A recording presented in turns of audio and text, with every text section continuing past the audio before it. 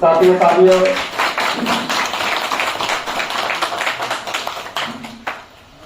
अब मैं आग्रह करता हूं अपने senior vice president Shri Vimal Katiyar जी से कि वो हमारे आज के मुख्य अतिथि श्री दीक्षित जी का माल्यार्पण कर स्वागत करें। साथियों हमारे सर्कल के चेयरमैन श्री चौधरी साहब जी आ रहे हैं, मैं उनसे आमंत्रण देता हूं।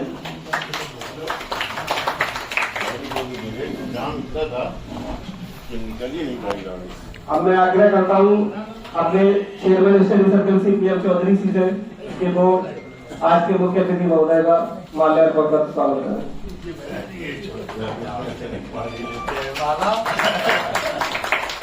अब मैं आग्रह करता हूं अपने उपाध्यक्ष श्री राठौर जी से कि वो हमारे वक्ता महोदय श्री देवेंद्र पांडे जी का माल्यार्पण करके स्वागत करें।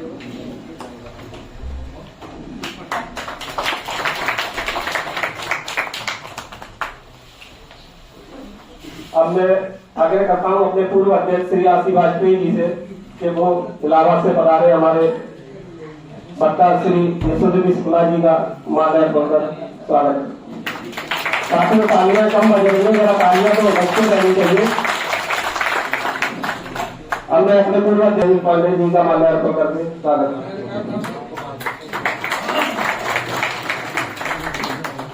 अब मैं अपने पूर्व अध्यक्ष श्री एल पांडे जी से आग्रह करूंगा कि वो हमारे मुख्य अतिथि महोदय का माल्यार्पण करके स्वागत करें।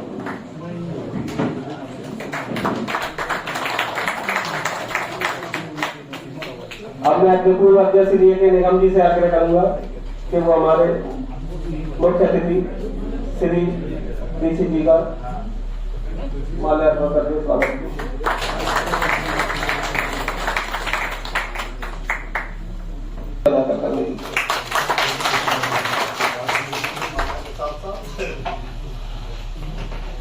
अब मैं अपनी शुक्ला जी को माल्यार्पण करके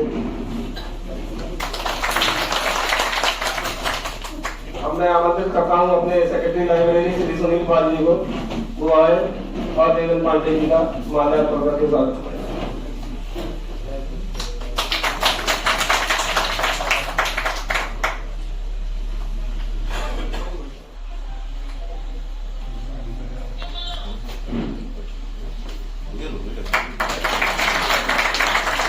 मैं आमंत्रित करता हूँ पूर्व महामंत्री श्री एस के अग्निहोत्री जी को कि वो आए और यशोदेवी शुक्ला जी का माल्यार्पण करके स्वागत।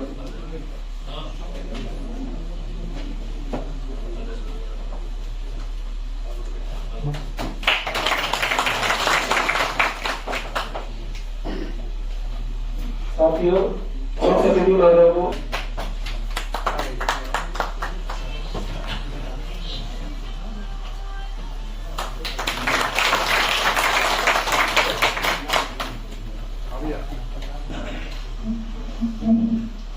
आज की इस अध्ययन गोष्ठी में मुख्य अतिथि मंजा सिंह और आज के हमारे अध्ययन गोष्ठी में वक्ता का श्री देवेंद्र पांडे जी और यशोदेवी शुक्ला जी,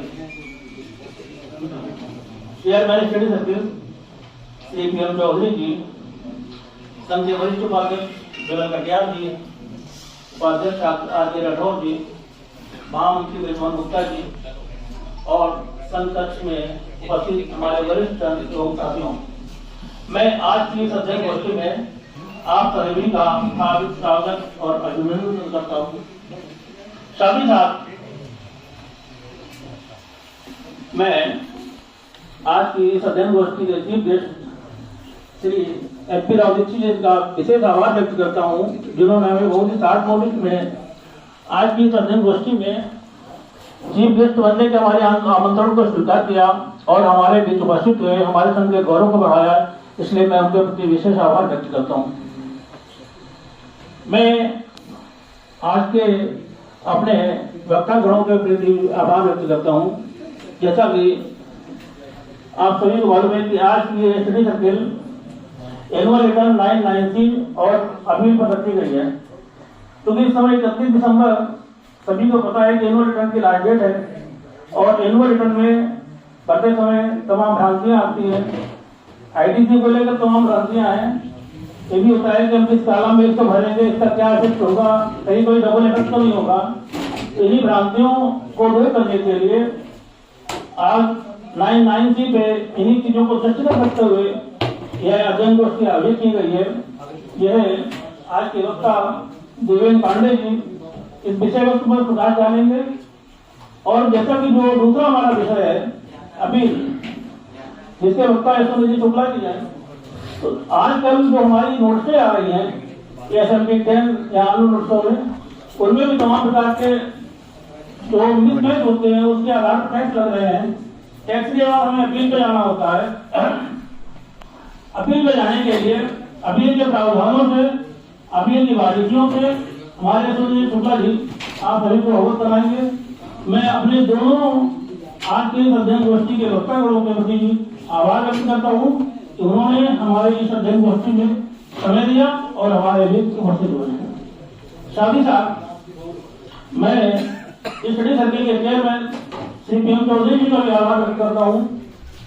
जीएसटीआर 9 फाइल करते हुए लगभग हम लोगों को 5 वर्ष हो चुके हैं और अभी भी जीएसटीआर 9 में काफी दिक्कतें आ रही हैं। लेकिन जीएसटीआर 9 में एक प्री फिल्ड जीएसटीआर 9 भी है जो पहले से आपको भरा हुआ मिलता है, उसको भी आपको चेक करना होता है। तो सबसे पहले हम ये देखते हैं कि जीएसटीआर 9 में कौन कौन से नोटिफिकेशन आए और उनमें क्या क्या चेंज आया। उसके बाद फिर हम लोग सीधे 9 पे आते हैं।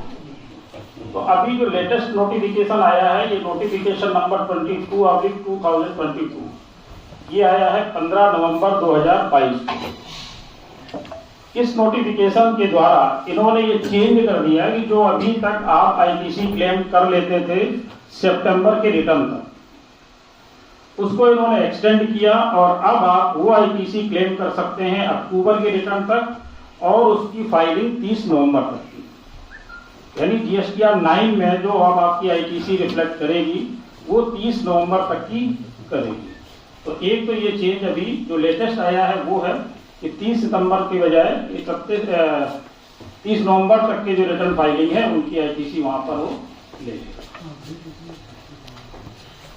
इसके पहले 5 जुलाई 2022 को भी एक नोटिफिकेशन आया था, उसमें भी जीएसटीआर 990 के फॉर्मेट्स में जो चेंजमेंट किए गए हैं उसके बारे में बताया गया था।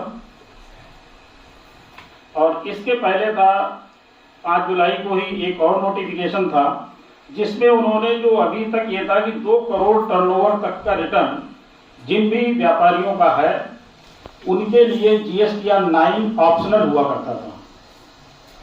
लेकिन इस नोटिफिकेशन के द्वारा उसको ऑप्शनल से भी हटा दिया और उसको एग्जम्प्ट कर दिया। अब वो ऑप्शनल भी नहीं है, एग्जम्प्ट है। यानी जिनका 2 करोड़ तक का टर्नओवर है वो उससे एग्जम्प्ट कर दिए गए। इसके पहले एक नोटिफिकेशन आया था 15 अक्टूबर 2020 को, जिसमें इन्होंने इसको रिपोर्टिंग के संबंध में बताया था। Taxpayer should report ITC related to capital goods in table 6B to 6E, मतलब बाइफरकेशन जो मांगा गया था उसके बारे में है। However there is an option to report ITC related to inputs and input services in table 6B to 6E, report the entire remaining amount only under the inputs row financial year 2019-20। तो ये 2020 में आया था, जिसमें इन्होंने बताया था कि सर्विसेज का भी आप अलग बता सकते हैं और इसका बाइफरकेशन भी करना था कि जो कैपिटल गुड्स की आईटीसी है वो और जो आपका इनपुट है वो अलग अलग आपको बताना है। तो इस तरह से इनके ये नोटिफिकेशन आए थे जिसमें इन्होंने काफी चीजें चेंज करी थी। अब आज का सिनारियो क्या है,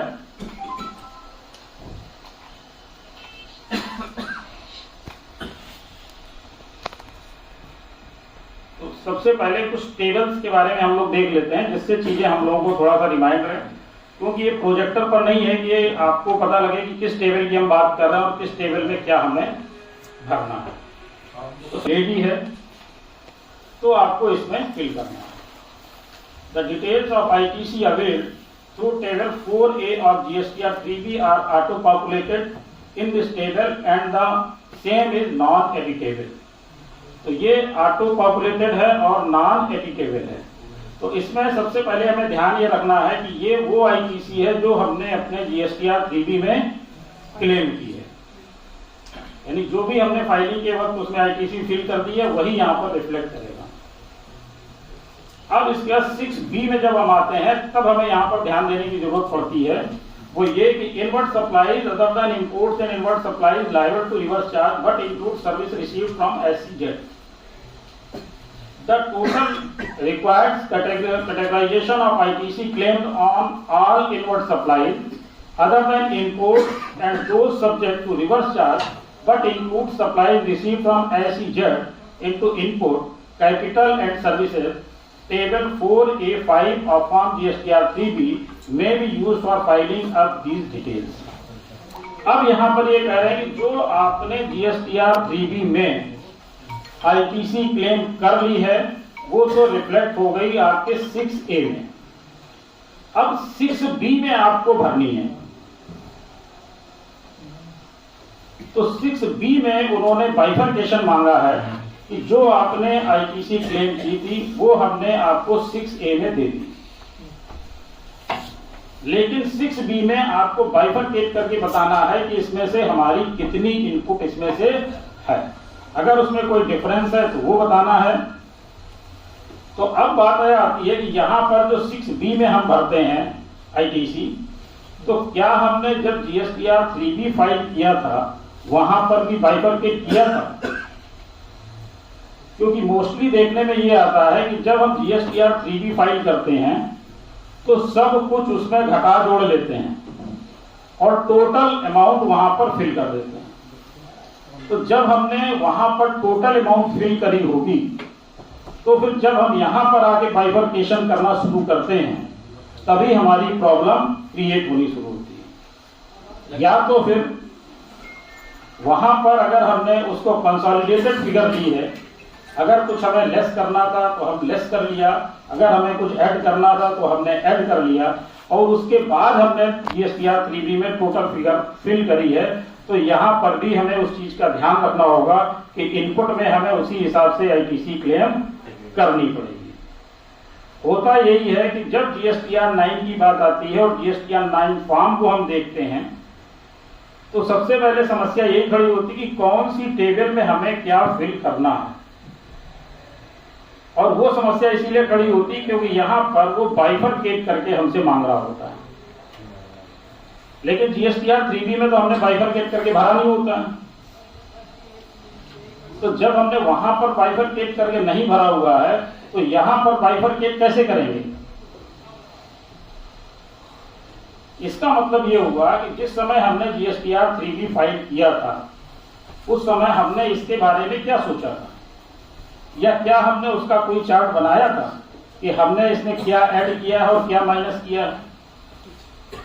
अगर हमने उस समय वो चार्ट बनाया होता या बनाया होगा तो GSTR 9 फाइल करते समय हमें कोई भी प्रॉब्लम नहीं आएगी, क्योंकि आपके सामने वो सिनारियो बिल्कुल से रिफ्लेक्ट करेगा, आपके बिल्कुल सामने होगा कि GSTR 3B की जो यहाँ पर फिगर आ रही है वो इतनी क्यों आ रही है।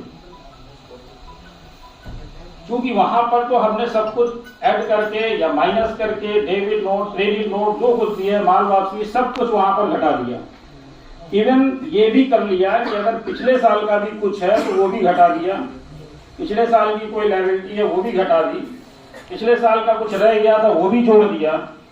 तो अब सोचने वाली बात यह है कि जब हमने इतना सब कुछ कर लिया तो GSTR 3B की फिगर वो सब करने का हमने अगर नोट किया है तो हमें पता होगा कि ये फिगरें हम कहां से लाए, और अगर हमें ये पता होगा तो GSTR 9 की टेबल तो आपसे बाइफरकेट करके मांग ही रही है, आपको उसी हिसाब से भर देना। लेकिन अगर आपके पास वो डिटेल नहीं है तो फिर GSTR 9 आपके लिए बिल्कुल जो है गागर में सागर भरने के बराबर हो जाएगा। क्योंकि आपको पता ही नहीं चल रहा है कि इसमें जो भरना है वो फिगर हमें लानी कहां से है। और जब तक वो फिगर हमारे पास क्लियर कट नहीं आएगी तो GSTR 9 तो एक ऐसा फॉर्म है कि एक तरफ भरिए दूसरी तरफ बिगड़ जाता है,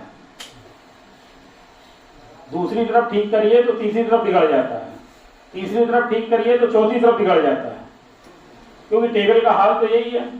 टेबल जो इसमें बनाई गई उसमें ये कहीं भी नहीं है कि आप एक तरफ से भरना शुरू करिए और लास्ट तक आकर के आपको पता लग जाए कि हमारी टैक्स लायबिलिटी क्या आ रही है।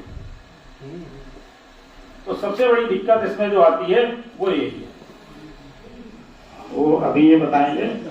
मैं ये कहना चाहता हूँ अगर किसी के कोई प्रश्न है इससे संबंधित तो वो अगर मुझे व्हाट्सएप भी कर देंगे तो मैं उनका रिप्लाई प्रॉपर कर दूंगा, क्योंकि समय का थोड़ा सा अभाव है, कार्यक्रम काफी लेट शुरू हो गया है। या वैसे भी मुझे कॉल कर लेंगे तो भी मैं बता दूंगा। Thank you.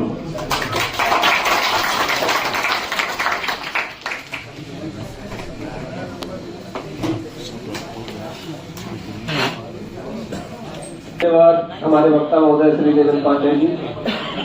साथियों, ऐसा प्रतीत होता है मुझे, जो उन्होंने बताया कि कानपुर में अपने एक कहावत है ना कि दिमाग का दही करना, तो GSTR 9 फिलहाल मुझे ऐसा समझ में आया करीब में दिमाग का दही करना, लेकिन आज ना करें। अभी अपना हॉट टॉपिक अपील आने वाला है तो उसके लिए उस विषय को वहीं छोड़ दें और इस विषय पर अपना ध्यान केंद्रित करें। मैं अब आमंत्रित करता हूँ इलाहाबाद से पधारे हुए, और एक सौभाग्य की बात मैं बता दूं कि ये इलाहाबाद से तो आए ही हुए, हाईकोर्ट के अधिवक्ता भी है, ये हमारे बार के मेंबर भी है।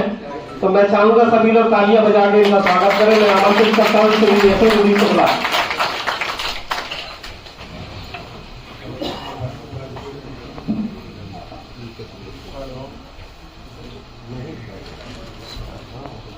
बहुत बहुत धन्यवाद देता हूँ हमारे जनरल सेक्रेटरी साहब का। धन्यवाद हमारे चीफ गेस्ट साहब का जो आज हमारे साथ आए। और मेरा टॉपिक भी ऐसा है कि अपील है और सामने आप बैठे हुए तो जो भी डिस्कशन होंगे सब यहीं पे क्लियर हो जाएंगे।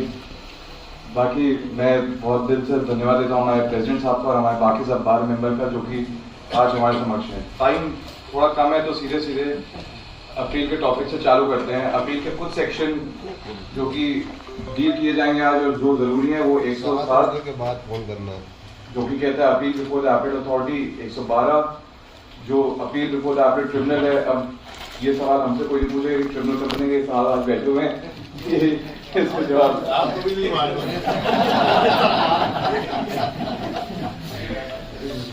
उसके बाद अगर समय साथ देगा तो appeal to High Court, Supreme Court और बाकी टॉपिक डिस्कस करेंगे। और पहले सबसे जरूरी है कि हम लोग सेक्शन 107 से चालू करते हैं। तो सेक्शन 107 का जो फर्स्ट सबसेक्शन है वो स्टार्ट होता है 4 बहुत जरूरी शब्दों से। Any person agreed by any decision और ऑर्डर। अब एनी डिसीजन ऑफ ऑर्डर में आप क्या क्या आ सकता है? एनी डिसीजन और ऑर्डर बहुत बड़ा वाइड टर्म है, इसको आप कॉमन तरीके से अगर डील करेंगे तो सब कुछ आएगा इसमें कोई एक्सेप्शन नहीं है। एक्सेप्शन केवल 4 दिए हुए हैं सेक्शन 121 में। वो 4 एक्सेप्शन ये है कि पहला, अगर कोई ऑर्डर है जो कि एक इन्वेस्टिगेशन या एक प्रोसीडिंग को एक ऑफिसर से दूसरे ऑफिसर तक भेज रहा है तो उसके अगेंस्ट आप अपील नहीं कर सकते। कोई भी ऑर्डर है जो कि सेक्शन 80 में आपके टैक्स की इंस्टॉलमेंट को बांध रहा है उसके अगेंस्ट आप अपील नहीं कर सकते। अगर कोई ऑर्डर है जिसमें आपकी बुक्स का सीजर हो रहा है, रिटेंशन हो रहा है या अकाउंट्स का सीजर हो रहा है, उसकी आप अपील नहीं कर सकते। और चौथा ये है कि जो प्रोसिक्यूशन का सैंक्शन होता है, जो प्रोसिक्यूशन लॉन्च करना होता है किसी के अगेंस्ट, तो उसका जो सैंक्शन का ऑर्डर है उसके अगेंस्ट आप अपील नहीं कर सकते। उसके अलावा कोई भी ऑर्डर हो, और जो ये वर्ड यहाँ पे आ गया डिसीजन, अब ऑर्डर तो ये हो गया कि स्पेसिफिक ऑर्डर होगा, साइंड होगा, अनसाइंड होगा, एक पर्टिकुलर फॉर्म में होगा जो भी प्रिस्क्राइब्ड होगा। लेकिन जो डिसीजन है इसका इंपॉर्टेंस हमने तब देखा जब ये हमारी आईटीसी ब्लॉकिंग हो रही थी। जब शुरुआत में आईटीसी ब्लॉकिंग हो रही थी तो केवल बिना ऑर्डर के उसको ब्लॉक किया जाता था, तो that was also considered decision, उसके अगेंस्ट अपील बन रही थी। ये जो भी अपील है सबसे इसको 3 महीने में करना है, इसमें कोई भी वो नहीं है। आगे थोड़ी सी रियायत दी हुई है 1 महीने की, उसको हम बाद में डील करेंगे। बट ये 3 महीने कब से लेके जाएंगे? जो हमारा आमूलन मानना है कि 3 महीने from service on the portal या service on the email ID.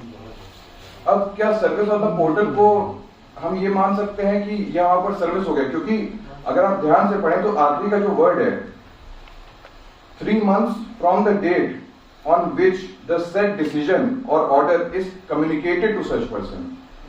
Section 169 बात करता है service of an order, communication of an order की नहीं। यहाँ पे दो शब्द अलग अलग आ गए, एक हो गया कम्युनिकेशन और एक हो गया सर्विस। अब इसमें आप यही डिफरेंस समझ लीजिए कि चस्पा भी एक तरीके की सर्विस होती है, बट वो कम्युनिकेशन नहीं होता है। जो आदमी भागा हुआ है उसको कभी पता नहीं चलता कि उसके घर पे नोटिस चस्पा हो चुकी है।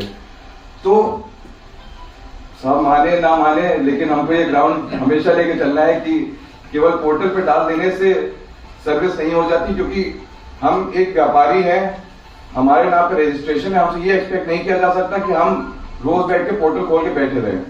अगर वो हमारी ईमेल आईडी या हमको सर बाय पोस्ट से भी सर्विस का है, हमको बाय पोस्ट से भी सर्व कराया जा सकता है। इसमें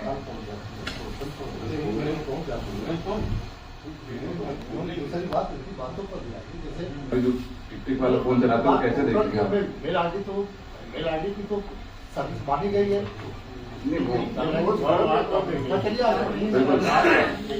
सर यहीं पे है क्या कम्युनिकेशन, तो उसका हमको ग्राउंड अगर कंटेस्ट कर सकते तो क्यों ना कंटेस्ट किया जाए उस बात पे।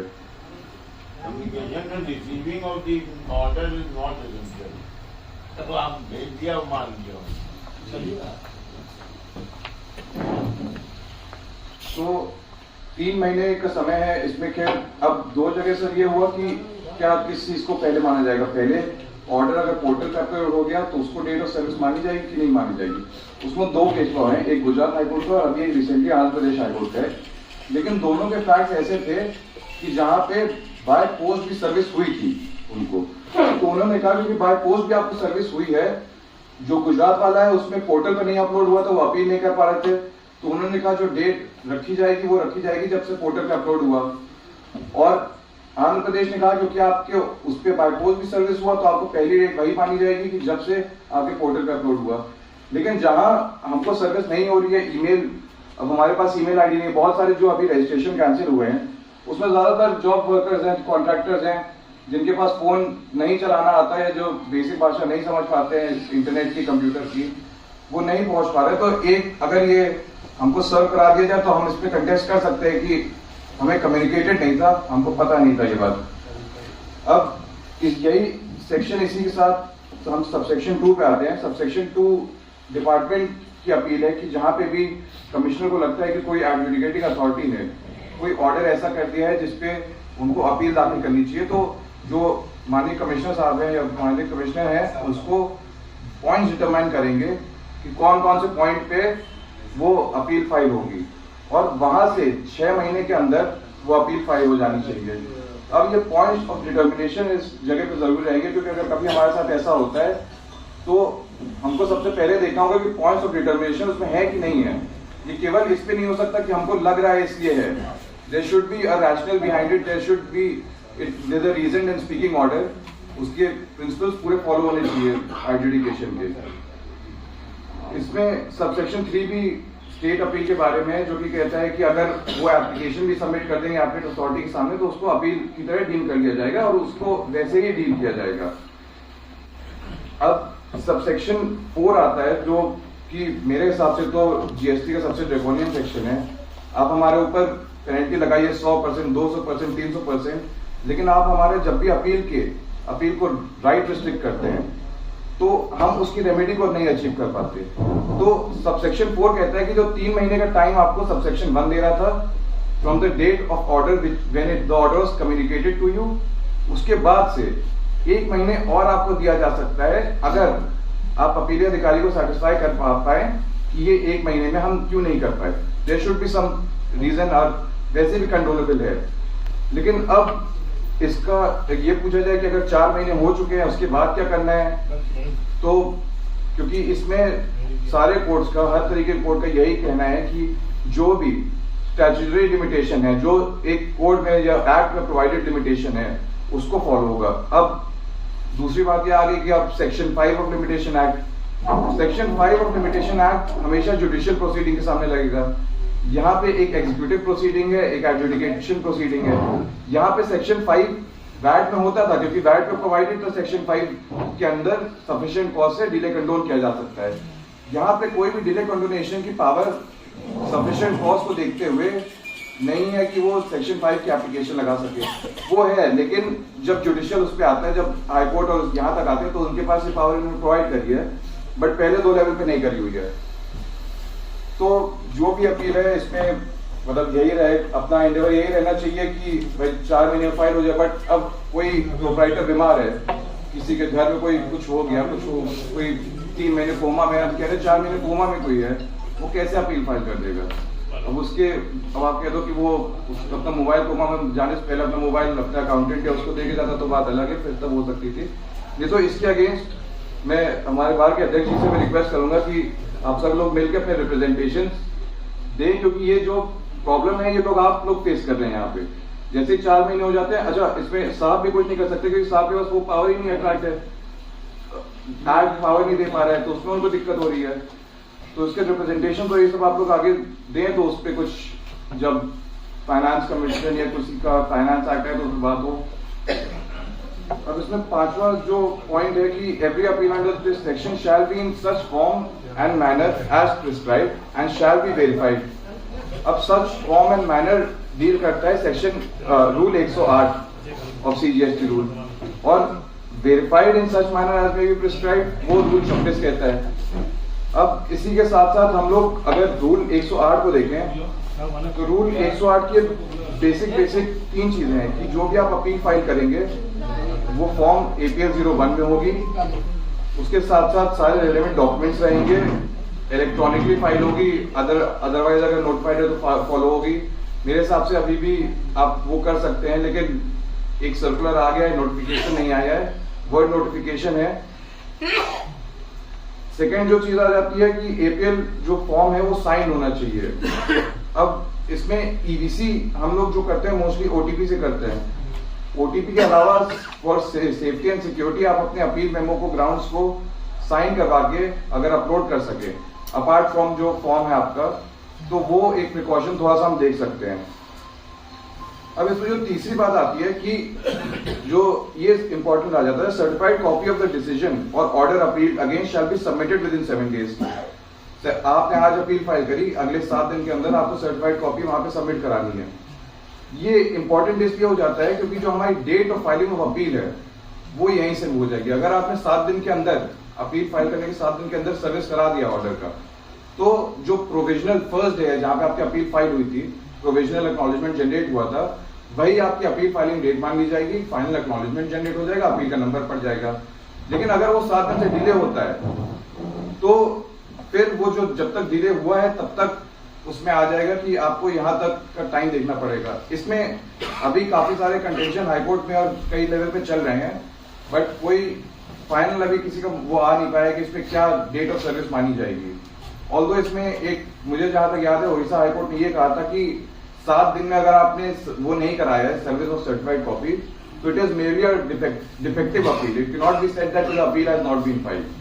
लेकिन अभी तक इलाहाबाद में ये चीज अभी मेरे सामने नहीं आई है कभी। इसके साथ साथ हम वापस अब अपने सेक्शन के ऑर्डर भेजेंगे तो हम फाइल करेंगे, उसकी सर्टिफाइड कॉपी लेने हम जाएंगे। आज तो यही कह रहा, आप लोग बताएं आप लोग कैसे करते हैं। आज तो यही कह रहे हैं मांगी नहीं जाती, जब हमने होटल का अपनी फाइल की तब नहीं मांगा। अब आया है तो जाना पहले नहीं था, अभी मेरे से बदलाव था, अब आ गया। अब बार बार की मीटिंग है और कई आप नाते हो काम है, एक दो हाथ की बात करना गलत है। मुझे बात करनी पड़ेगी, सब कुछ आगे दे रहा हूँ।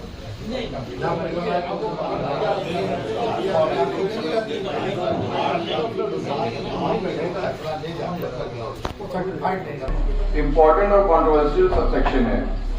इम्पोर्टेंट इसलिए जबकि ये प्री डिपॉजिट का के लिए रूल्स ले डाउन करता है, इसके प्री डिपॉजिट में अपील नहीं हो सकती, और डरावना इसलिए क्योंकि इतना ड्रैकोनियन है कि कुछ पूछे नहीं।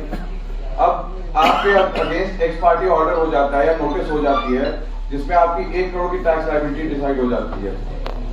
हम मान लीजिए कहीं एग्जेम्प्टेड हैं, हमको नहीं पता कि हम उसमें आ भी रहे हैं कि नहीं आ रहे हैं, एक्स पार्टी ऑर्डर हो गया, बट हमें अपील करने के लिए 10% अपना अमाउंट वहां पे जमा करवाना पड़ेगा, तभी हम आगे अपील अपनी परस्यू कर सकते हैं। अब जिसकी मान लीजिए 1 करोड़ की लायबिलिटी बनी नहीं रही, वो 10 लाख जमा कराए, अपना वर्किंग कैपिटल रोके, फिर उसके बाद जैसे वैट में था पहले के एडमिटेड जितना भी टैक्स रहता है वो जमा करना चाहिए आपको, वो इस पे भी है, लेकिन इसमें वर्ड जो है वो एंड है कि उसके साथ साथ एडमिटेड तो आपको पूरा कराना ही कराना है, उसके साथ साथ 10% ऑफ डिस्प्यूटेड जितना है वो भी कराना है, उसके बगैर आपकी अपील एडमिट नहीं होगी। इसमें फिर आपको स्टे नहीं लेना पड़ेगा। हाँ, स्टे लेना पड़ेगा तो उसमें 10-20% जमा कराना। तो इसमें फिर भाई अगला सेक्शन ये प्रोवाइड कर रहा है कि जैसे ही आपने ये जमा करा दिया तो आपकी डीम्ड रिकवरी जो थी वो स्टे हो गई उसी टाइम पे सबसेक्शन 7 में। अब इसमें अभी एक 1 जनवरी 2022 से आया जो 129 की जितनी अपील थी उसमें भी पहले ये हो रहा था कि 10% जमा करा के ट्रक छूट गया, तब तो आपने 100% करा दिया। अगर ट्रक नहीं छूटा है या कुछ और चीज है तो उसमें आपके पास ये था कि 10% करा के छुड़ा दो, लेकिन उन्होंने उसको अमेंड करके कर दिया कि 25% ऑफ द पेनल्टी, बाकी सब जगह टैक्स है लेकिन यहाँ पे 25% of the penalty that has been imposed on me, तो उसको जमा करा के आपको करना है। अब इसमें 129(3) होते हैं। 129(3) वाले में नहीं भाई आपको पूरा जमा करा तो खत्म है, 100% करेंगे आपकी 200% पेनल्टी जमा होगी ना। इसमें फिर सबसेक्शन 7 यही है कि आपकी रिकवरी रुक जाएगी अगर ये सब आप सबसेक्शन 6 के जो प्री डिपॉजिट है उसको फॉलो करते हुए तो आपकी आगे की रिकवरी डीम्ड स्टे मानी जाएगी। सबसेक्शन 8 जो है इसमें क्या है बहुत इंपॉर्टेंट है, the appellate authority shall give an opportunity to the appellant of being heard. बहुत सारी जगह ऐसा हो रहा है कि अपील फाइल हो रही है और APL 02 में रिजेक्ट कर दी जा रही है क्योंकि बार्ट का लिमिटेशन है, लेकिन अगर हम section 107(1) read with section 107(8) and 12 पढ़ेंगे तो उससे ये क्लियर आता है कि इवन अगर डिलेड अपील है तो that is nearly a defective appeal, वो डिफेक्टिव अपील से ज्यादा कुछ नहीं है, उसको आपको रिजेक्ट करना है तो सबसेक्शन 12 को पढ़ते हुए आपको एक रीजन ऑर्डर से पूरा पॉइंट्स बना के उसको रिजेक्ट करना पड़ेगा। ये नोटिस देना तो कंपलसरी कर दीजिएगा, नोटिस तो देनी पड़ेगी ना, डिले भी है करके।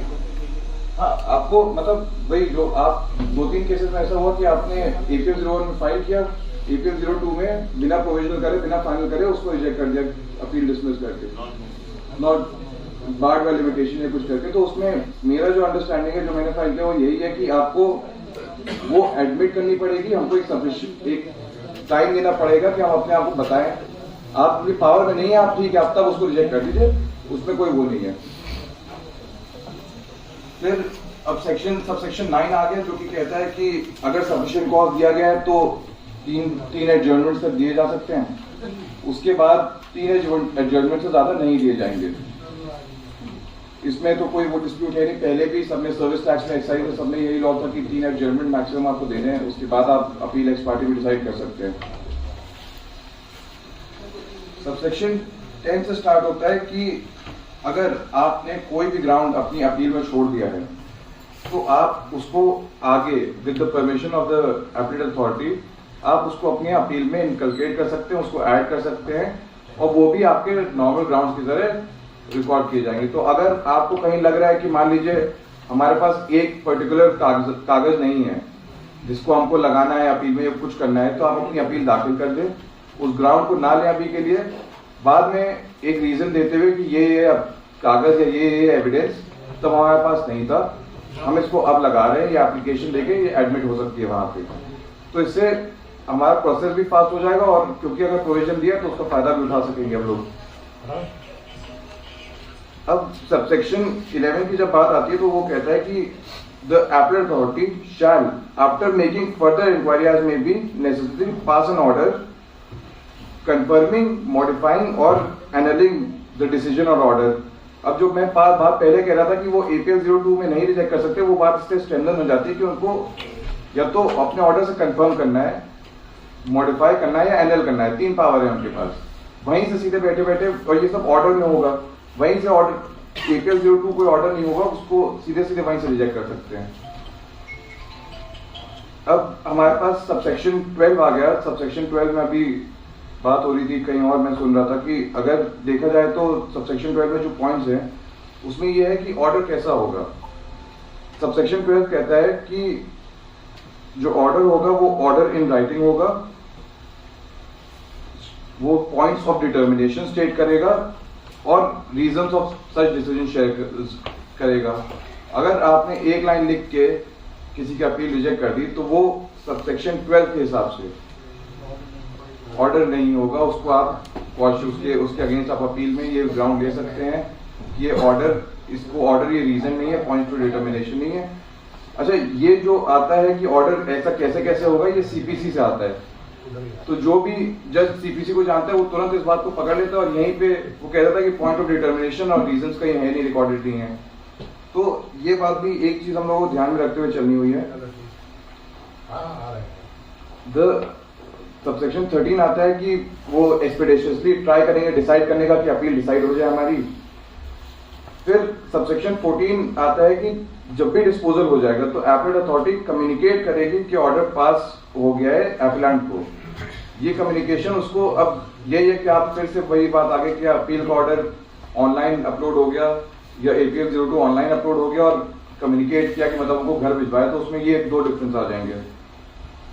बाकी सबसेक्शन 15 और सबसेक्शन 16 में भी है कि जुरिसडिक्शनल ऑफिसर को सेंड होगा और ऑर्डर फाइनल माना जाएगा। अब इसी के साथ साथ हम लोग सेक्शन 112 पे चलते हैं कि जो कि अपील टू एपेलेट ट्रिब्यूनल है। अब एपेलेट ट्रिब्यूनल हमारे सामने 2 तरीके के होंगे, या तो स्टेट एंड एरिया बेंच या फिर नेशनल बेंच। तो हमारा मोस्ट ऑफ द काम जितना भी SGST पे काम पड़ेगा, जब तक वो प्लेस ऑफ सप्लाई का डिटर्मिनेशन नहीं होगा तब तक स्टेट एंड एरिया बेंच में ही आएगा। तो एक बार इसके थ्रू गो थ्रू करके हम लोग ये समझ लेते हैं कि क्या क्या हमको सावधानियां बरतनी है उस टाइम पे।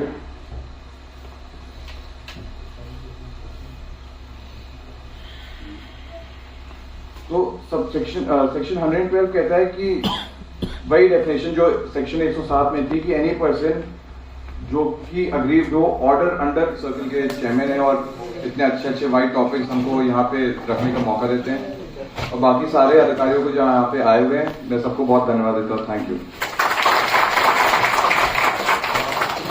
महोदय श्री यशोधरी शुक्ला जी, साथियों समय काफी हो रहा है, मुझे दिखाई भी दे रहा है और सारे लोग उत्सुक हैं, तो मैं अब ज्यादा समय न लेते हुए अपने चीफ गेस्ट श्री दीक्षित जी से additional commissioner grade 2 appeal Shri SP राज दीक्षित जी से अनुरोध करूंगा कि वो आए और अपने विचारों से हमें लाभान्वित करने की